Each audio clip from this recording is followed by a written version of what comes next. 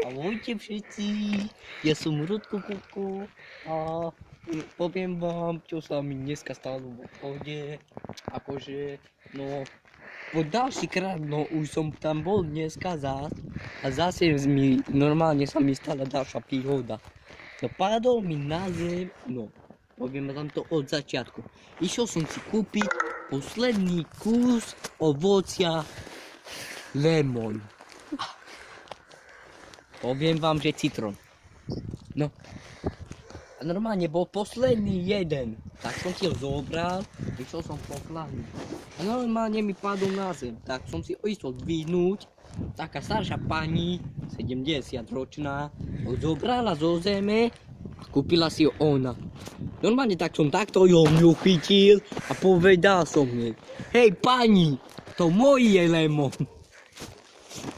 A on na ňo: že ja som si ho kúpila za moje peniažky a takto na mňa išlo, takto. Normálne na drzovku na mňa išla, že ja som za ňou zaplatila, že kúpila som za ňou. Takto, no vidíte, ma do kamery pozerám, no takto normálne som išiel, no. A ona, že, a ja, že ale ja som si ho kúpil, posledný kus. A ona, že nie, ja som si ho zdvihla zo zeme a kúpila. Tak čo som má robiť? No tak som jej, normálne som ju nechal ísť a išiel som do druhého obchodu. Tá sa mi vypredali sa im tiež, lebo je tá lemon sezóna. Či jak sa to povie, sezóna? Sezóna, lemon sezóna je. Normálne všetci kupujú lemon. Neviem prečo, ale kupujú. Tak som si ho chcel kúpiť aj ja. No, a nekúpil. Tak som bol jediný, človek jediný z našej dediny, čo nemá lemon.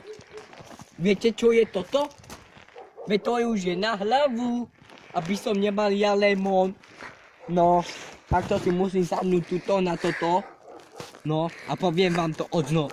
Ešte vám povedať, čo poviem, čo sa mi zase stalo. No tak normálne, jak som išiel z toho druhého obchodu, keď sme mali ten lemon, tak normálne viete, čo sa mi stalo? Našiel som na zemi 2 eurá, tak normálne to bolo šťastie, šťastie ma našlo. No našlo ma to šťastie, lebo nekúpil som lemon, ale našol som 2 eurá. Prosím vás, vy ste veľmi milí na mňa.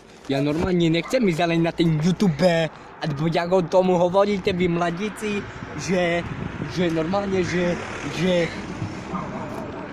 YouTube, alebo ten ako čo hovoríte, neviem ako vám to mám povedať, no ale ja nechcem ísť na to. Tuba zondu, či ako to, no nie. No nechcem vás uraziť, ale neviem ako sa to hovorí. Ani čo to znamená, to Juta zomba, alebo dačo. No, a nechcem tam ja ísť, ja nie som voľaký pornoherec, alebo čo. No a poviem vám, čo sa mi stalo s mojím otcom. No. On normálne išiel do tej autoškoly, lebo kúpil auto, že auto kúpil. Viete, čo sa mu stalo? No a on nespravil vodičák. No lebo ten jeho, čo ho učil to šoferovať, on ho normálne sa ho pýta, že išlo pred ním auto. On sa pýta: hej ty, Jožko, čo je to za auto pred nami? On povedal, že čo je to za značka? A on že... A môj ten tatko povedal, že Hliníková. On že nie, to je Renault. Tak čo je toto za život? Človek si nemôže ani vodičák spraviť, aby mohol šoferovať. A tak... Aby sme mohli ísť rýchlo. A viete, to bolo dobre. No, tak na čo by mu bolo to auto, keď nemá vodičák? No, a skúšky